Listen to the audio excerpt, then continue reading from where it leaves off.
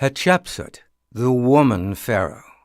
In ancient times, the king of Egypt was called the pharaoh, which originally meant big house, or perhaps the man from the big house, because the pharaoh lived in the biggest house in Egypt, the royal palace. Later, pharaoh came to mean king, except that pharaohs were much more than kings. In those days, long before the Egyptians learned the real source of the spring floods, they thought magical beings controlled the floods. The Egyptians called these beings goddesses and gods, which can seem confusing to us today. But they believed that different gods and goddesses controlled different elements, such as the sun or moon, the winds, and so on. The Egyptians also thought that the pharaoh was a sort of god, and each spring, the pharaoh would stand on the banks of the Nile and ask the other gods and goddesses to bring a good flood that year. Remember, the pharaoh's supposed success in doing this might mean life or death, so having the right pharaoh was important. And there were very strict rules and customs about who could be pharaoh and how the pharaoh should behave. But about 3,500 years ago from our time, someone changed those rules. That someone was a princess. Hatshepsut was the daughter of a pharaoh named Thutmose I. You've heard of Moses from the Bible. You may remember that Moses was raised in a palace by a pharaoh's daughter. Moses was not originally a Hebrew name. It was a shorter version of Thutmoses, or Thutmose, just like Thutmose I. Well, Pharaoh Thutmose I wanted to do all he could for Egypt, and he worked hard. But as he became older, he confided to his daughter Hatshepsut, "I cannot keep up this pace." Now Hatshepsut was highly intelligent and not afraid of work. She said, "I will help you, father." "Good. Then I will teach you what you will need to know." As time passed, Hatshepsut took on more of the job of managing Egypt. At last, Thutmose I died, probably of old age, so the Egyptians needed a new pharaoh. Now you might think they would choose Hatshepsut since she already knew the job, but law and tradition said the pharaoh had to be male. So one of Thutmose's sons became Thutmose II. His mother was not Hatshepsut's mother, for Thutmose I had a number of wives. Thutmose II and Hatshepsut shared a father, but they had different mothers. Now Thutmose II was either lazy or in poor health, we're not sure which, but we do know that he told Hatshepsut, "I want you to take on even more of the pharaoh's work." So she did. And a few years after that, Thutmose II died. He left instructions that, although he is still a boy, I decree that my son should become Thutmose III. And until he is old enough to rule for himself, Hatshepsut shall serve as the boy's regent, meaning she was to run things until the boy was old enough to rule for himself.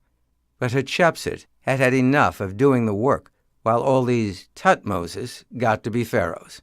One day, she announced to the shocked royal court, "I have decided to become co-pharaoh of Egypt with my nephew Thutmose III. Thutmose III was not pleased. "If I share the throne with Hatshepsut, she will make all the decisions. But how can I stop her? The army, the police, even the priests of our Egyptian religion, all report to her." Thutmose wasn't the only one who was worried. One of the wise old court counselors hobbled forward. "Excuse me, princess, but, well, I'm sure you must remember that the pharaoh has to be a man." For what she did next, Hatshepsut has been called the first great woman in human history. She proclaimed, "I officially declare myself a man." No one dared to object. So Hatshepsut and Thutmose III were both called pharaoh, but for 15 more years she ran Egypt. She lived as a woman, but when the formal occasion called for it, donned the male pharaoh's outfit. She hired builders and artists and commanded, "You are to create pictures and statues of me dressed as a man and wearing a beard." It was so hot in Egypt that, in order to beat the heat, upper-class Egyptians shaved their heads, male and female, and the men wore no beards or mustaches. But sometimes pharaohs wore skinny, fake beards in order to look wise. Only now it was a woman wearing the fake beard. Well, Hatshepsut turned out to be an excellent pharaoh. She constructed one of the greatest temples to the Egyptian gods, built up business between Egypt and its neighbors, and kept the peace. Every time she did something good, her builders would rush out and carve advertisements telling all about it, along with more images of her, right into the faces of cliffs many stories high. Or they would paint pictures of her accomplishments on the walls of buildings.